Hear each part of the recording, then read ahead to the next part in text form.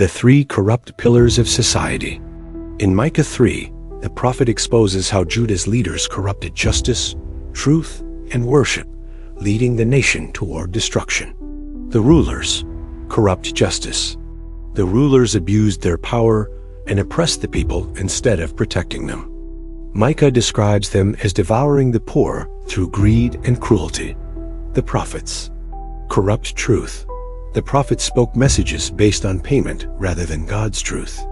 They promised peace to those who paid them and condemned those who did not. The priests corrupt worship.